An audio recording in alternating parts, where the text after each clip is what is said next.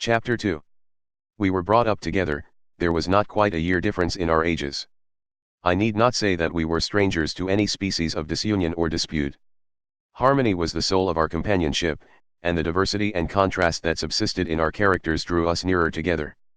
Elizabeth was of a calmer and more concentrated disposition, but, with all my ardor, I was capable of a more intense application and was more deeply smitten with the thirst for knowledge.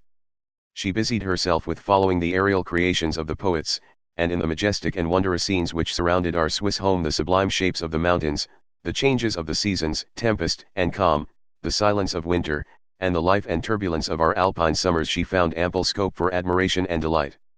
While my companion contemplated with a serious and satisfied spirit the magnificent appearances of things, I delighted in investigating their causes. The world was to me a secret which I desired to divine. Curiosity, earnest research to learn the hidden laws of nature, gladness akin to rapture, as they were unfolded to me, are among the earliest sensations I can remember.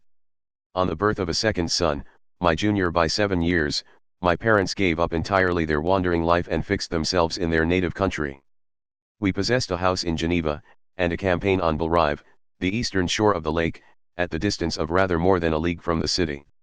We resided principally in the latter, and the lives of my parents were passed in considerable seclusion. It was my temper to avoid a crowd and to attach myself fervently to a few. I was indifferent, therefore, to my schoolfellows in general, but I united myself in the bonds of the closest friendship to one among them.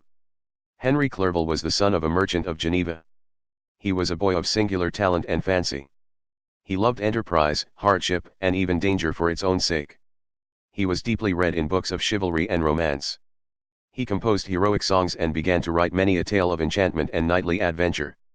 He tried to make us act plays and to enter into masquerades, in which the characters were drawn from the heroes of Roncesvalles, of the Round Table of King Arthur, and the chivalrous train who shed their blood to redeem the Holy Sepulchre from the hands of the infidels. No human being could have passed a happier childhood than myself. My parents were possessed by the very spirit of kindness and indulgence. We felt that they were not the tyrants to rule our lot according to their caprice, but the agents and creators of all the many delights which we enjoyed. When I mingled with other families, I distinctly discerned how peculiarly fortunate my lot was, and gratitude assisted the development of filial love. My temper was sometimes violent, and my passions vehement, but by some law in my temperature they were turned not towards childish pursuits but to an eager desire to learn, and not to learn all things indiscriminately. I confess that neither the structure of languages, nor the code of governments, nor the politics of various states possessed attractions for me. It was the secrets of heaven and earth that I desired to learn, and whether it was the outward substance of things or the inner spirit of nature and the mysterious soul of man that occupied me, still my inquiries were directed to the metaphysical, or in its highest sense, the physical secrets of the world. Meanwhile Clerval occupied himself, so to speak, with the moral relations of things. The busy stage of life, the virtues of heroes, and the actions of men were his theme, and his hope and his dream was to become one among those whose names are recorded in story as the gallant and adventurous benefactors of our species. The saintly soul of Elizabeth shone like a shrine-dedicated lamp in our peaceful home. Her sympathy was ours, her smile, her soft voice, the sweet glance of her celestial eyes, were ever there to bless and animate us. She was the living spirit of love to soften and attract. I might have become sullen in my study, rough through the ardor of my nature, but that she was there to subdue me to a semblance of her own gentleness. And Clerval could aught ill entrench on the noble spirit of Clerval. Yet he might not have been so perfectly humane, so thoughtful in his generosity, so full of kindness and tenderness amidst his passion for adventurous exploit, had she not unfolded to him the real loveliness of beneficence and made the doing good the end and aim of his soaring ambition.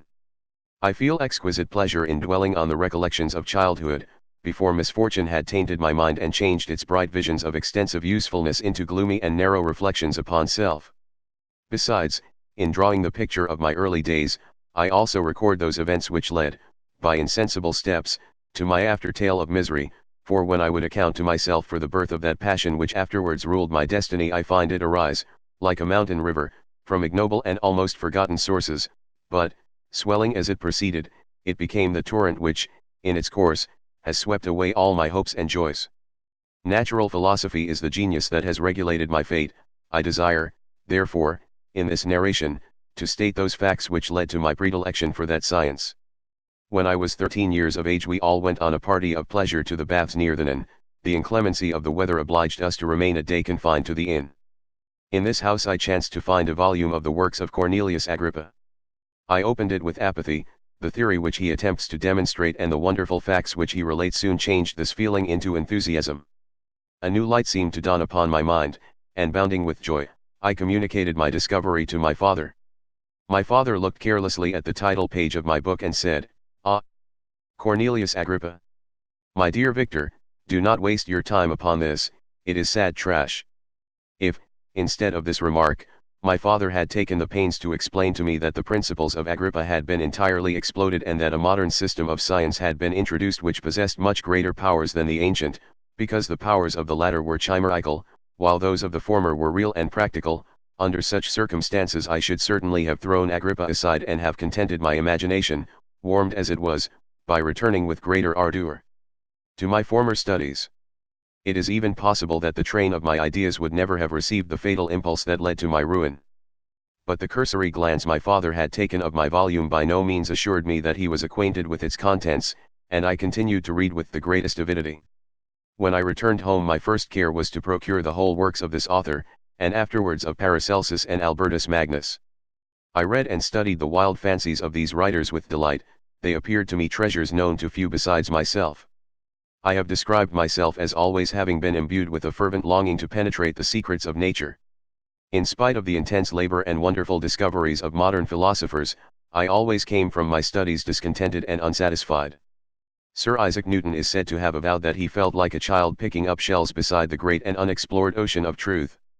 Those of his successors in each branch of natural philosophy with whom I was acquainted appeared even to my boy's apprehensions as tyros engaged in the same pursuit. The untaught peasant beheld the elements around him and was acquainted with their practical uses.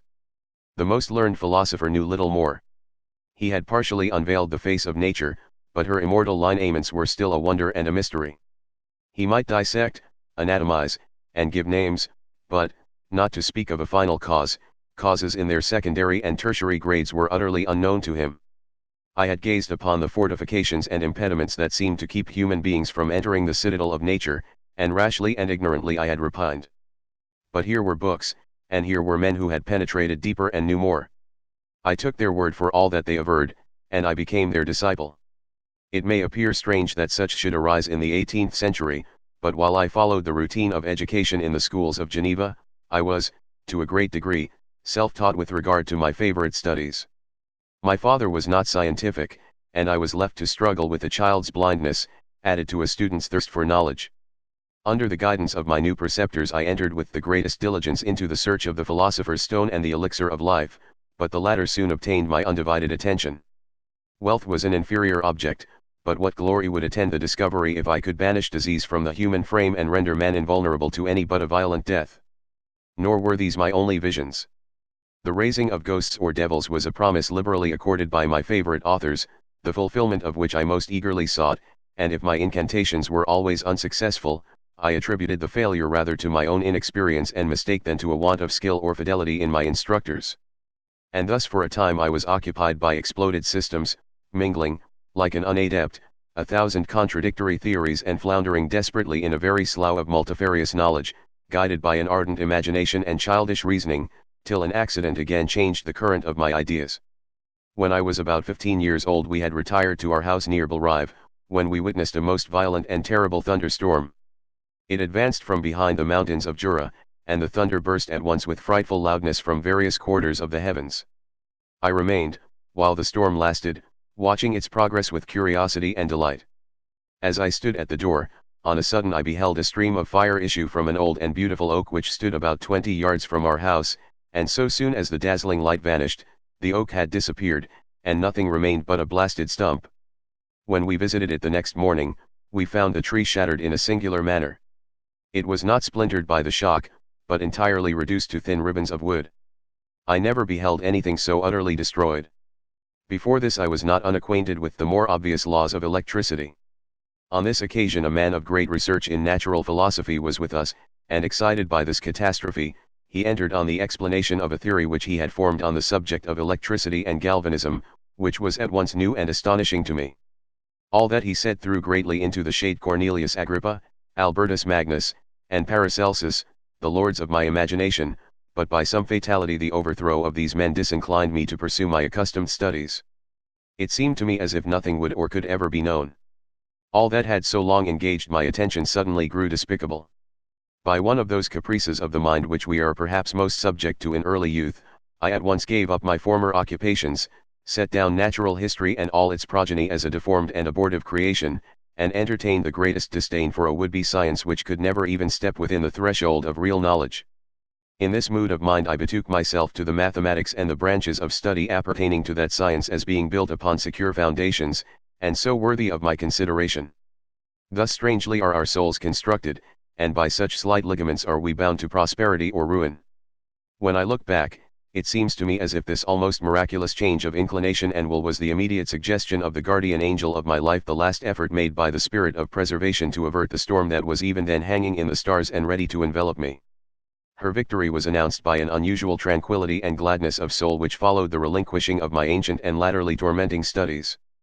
It was thus that I was to be taught to associate evil with their prosecution, happiness with their disregard. It was a strong effort of the spirit of good, but it was ineffectual. Destiny was too potent, and her immutable laws had decreed my utter and terrible destruction.